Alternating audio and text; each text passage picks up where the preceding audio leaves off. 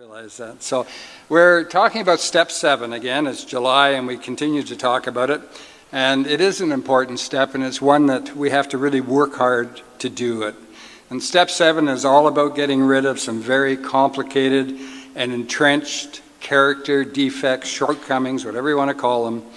We've talked about replacing them or filling the void that left behind when we remove them. So if we take something away, we need to fill something in there. But we can do that with positive attributes, with some humility, and the spiritual principles of our program. Working on the 7th step requires constant thoughtfulness and commitment to being honest. Imagine that. We have to also be courageous, and we have to be humble. Honesty and courage are two traits that we have to work on really, really hard as we go through life. Without them, we cannot be successful with this step, and likely won't be successful in life, period. As we did our step 5, many of our character defects and shortcomings were revealed to us, and then in step 6, we became willing to deal with them and maybe to ask God to remove them. As we mentioned a few weeks ago, step 6 and step 7 are kind of companion steps, and they should be worked together. As you notice a defective character, a new one may be coming up, or an old one sneaking in, we can immediately go to step 7 and ask God to remove it. But not only do we ask God to remove it, we have to be prepared to do some work. We have to be prepared to replace it with something and to really be aware of that character defects. We quit drinking and we've quit drugging, and we've worked hard to bring us to this point in our recovery. Transformation is taking place. We can see transformations taking place every week. Every week as we see people that are actually working their programs, the changes are phenomenal and we can see them. Some obstacles are in our way of that transformation. They're like little speed bumps that you see in the shopping centers, and they're called character defects. It's now time for work. Work on our part is also asking for help from our Creator, the God of our understanding, but we do need to ask for that help. Simply asking for our shortcomings to remove does not automatically get them to go away. It's up to you and up to me to be aware and to make new choices to replace them with. Many people in recovery find comfort that their higher power can and does remove character defects in time, but again, you need to do the work. While working on the previous 6 steps, you've been stripping away age-old layers of denial, ego, self-centeredness, and other liabilities that consume you when you are active in your disease.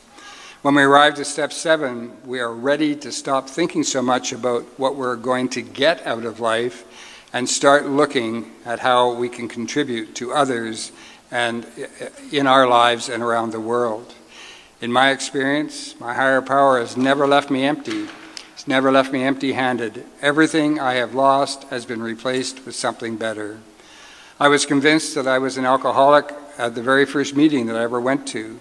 I made a conscious decision at that time to stop drinking and to try to change my life. I've come to learn that it was because my higher power wanted more of me. He wanted me to do a little bit more work in this area that he did that. So step 7 requires us to be humble. Humility. It's a very misunderstood virtue. Even Confucius said, humility is the solid foundation of all virtues. When it comes to working our 7th step, the quality of humility really breaks down to having a reasonable perspective of yourself. It's quite simply seeing the truth of your life and your place in the world. In AA terms, it is practiced art of being right-sized. I hadn't heard that term before, but it came up. It's kind of neat. It does work right. When you humbly ask your higher power to remove your shortcomings, you are recognizing that you are neither too big nor too small. Gone is your self-entitlement and your grandiosity, as is your shame, regrets, or unworthiness.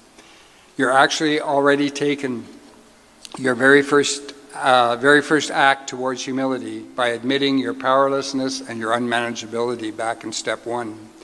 Typically, when practicing step 7, recovering addicts realize that humility is not a state of being in despair or groveling, but a state of peace.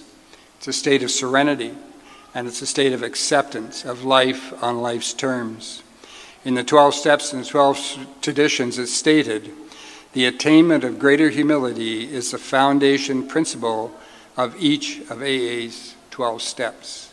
So humility is the opposite of ego, obviously. If our ego gets too big, we do not do well in this program. So we need to get rid of our ego and increase our humility. It's the opposite of each other. The 7th step of AA is ongoing opportunity for us to embrace the pursuit of humility as a fundamental aspect of staying sober. We can't just wish it. We can't just wish anything. We have to take action. Taking action means work. And I know most of us are adverse to the word work, but the kind of work I'm talking about here has nothing to do with punching a time card or a bunch of very serious, strong labor. Work on our steps of AAA in the AA program simply means using our energy to be disciplined and committed to the pursuit of our goals in long-term and lifelong sobriety and recovery. It takes work to stand up to ourselves, to be patient, to act with emotional discomfort on the new behaviors. Catching ourselves in our shortcomings and changing our reaction takes work. The more familiar you become with your shortcomings and your defects of character, the more you start to notice these things are feeling familiar. And I better stop, I better pay attention to these feelings, and I better start doing something to change them. And we can do that easily once we start recognizing them. Whenever a reaction feels involuntary, it's probably something that needs changing. The great news is that when practicing humility in step 7, you're really gaining a sense of your own humility, your own humanity, and the ability to have compassion for yourself and others. We are all in this together, and we're all built exactly the very same. Putting step 7 into action means, for example, when you're consciously gathering the courage to say no to the request of a friend who tries to guilt or shame you into saying yes, you are actually working your program of recovery. When you set a boundary, when you pause when agitated before you say something, when you practice restraint of tongue or pen, and of course this is a huge one for long-term peace, choosing not to interact with people, places, and things that trigger you. You are working on your 7th step when you make those decisions. Getting right-sized, step 7, questions and actions. Part of getting right-sized in step 7 means making changes with the activity of your mind in addition to accepting and expressing our emotions. We learn to gradually bring the different parts of ourselves into healthy balance as we practice new living skills. Some people, a daily dose of prayer, daily dose of meditation, and doing daily affirmations is very useful. Here are some questions that might help guide you through the step 7. How is my understanding of my higher power growing? How have the previous 6 steps prepared me for step 7? How does being aware of my own humility help when working step 7? How do I plan to ask God of my understanding or higher power to remove all of my shortcomings? How does the spiritual principle of surrender work for me in step 7? Am I comfortable with prayer and meditation, even if it means making up my own prayers? Has my sense of perspective or reality been out of proportion lately? Have there been times when I have been unable to stop from acting on a character defect and practice a principle and practice a spiritual principle instead? You can also use affirmations, and here's 3 affirmations that would be very handy. 1, I accept all of me, the good and the bad. Today I will develop an asset and release one shortcoming. I will remember that I have choices, and I will remember that I have freedoms today. Also, repeating the 7-step prayer is a great way to right-size your day. When we practice our seventh step, we are exercising our freedom from addiction by developing our assets, discarding defects, and making new choices. Step 7 is a prime example of the much-used 12-step adage, progress, not perfection. Humbly asking that our shortcomings be removed is not a guarantee. Some of our shortcomings will stick with us despite our best efforts, and plenty are returned free of charge anytime we choose to re-engage with them. We can measure our progress in recovery in relationship to who we have been. We can measure our progress in recovery in relation to who we have been while we were using, instead of measuring ourselves against other people. We can take stock of our own journey, acknowledge our strengths, and use them with humility, seeking only for an honest way of living in a sober reality. Deep and lasting change comes slowly, and no one lets go of shortcomings all at once. However, they do disappear as we become aware of them and take action, one at a time, one day at a time. Remember this, spiritual principles meet us at our point of action, so while we cannot control the course of life, we can control each and every spiritual move we make. There is a spiritual principle that we need to implement into our daily workings of our program. That principle is one of forgiveness. Forgiveness comes in all shapes and in all sizes, but without it, we will always have a difficult time from moving forward. It is a necessary part of healing and recovery. The process of forgiveness is simple, but it's not easy. Living a life without forgiveness is much harder than forgiving even the worst offenders. Forgiveness is a gift to ourselves. I want to just remind you of a little story that happened back in April 28th, 1999. For some of you, it will seem like yesterday. For many of you, are maybe a little young and don't remember it, or maybe some of you might not even have been born yet. It's hard to say. But that day, a 14-year-old young man who had been bullied his whole life walked into a high school in Taber, Alberta, and shot and killed Jason Lang. It was a random shooting, and Jason happened to be in the wrong place at the wrong time. The reason I mention this is for this reason.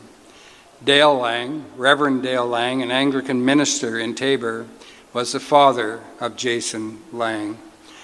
And at Jason's funeral, at his memorial, he had already started the process of forgiveness, the process of forgiving that young man for killing his son, for taking his son's life. Reverend Lang said that unless and until he forgave the young man, he and his family could not start to heal. He could not start moving forward in the healing process. That's how important forgiveness is, that somebody would do that. Reverend Lang has become a speaker and supports many other families that have lost family members through violence and tragedies. I know he was in Laloche a year or two ago when that tragedy happened. And he speaks all over North America, and the principles that he speaks on is forgiveness. Forgiveness so that we can heal. It's a brief... It's a belief of many health practitioners and of us around here that our resentments and our long-held feelings of bitterness, of anger, of all those sorts of things contribute to poor health, low energy, and poor life decisions. We know we have great potential, but when we harbor resentments, when we harbor anger, we can only access a fraction of our potential. So there's 4 kinds of forgiveness, and don't worry, I'm not going to go into them all tonight. I'm just going to mention them. 1 is seeking God's forgiveness. 2 is forgiving others. 3 is forgiving ourselves. And 4 is seeking the forgiveness of others. We haven't got time to do them all tonight, but this is a bit of a segue. You'll have a bit of a hint on what I'll be speaking on the next time I speak. We're going to go into those a little bit deeper, because I believe that getting rid of resentments, and we do that by forgiving in a lot of cases, is a big part of our healing process. It's a big part of our relapse prevention process, because if we can get rid of that stuff, we heal from the inside out, and relapses happen a lot less often. I'm going to challenge you this week to think about some of your resentments, and over the next week come up with a plan on how you might forgive or how you might ask for forgiveness. Along with that, identify at least 3 defects of character that you would like to be taken out of your life, and take action to start that process.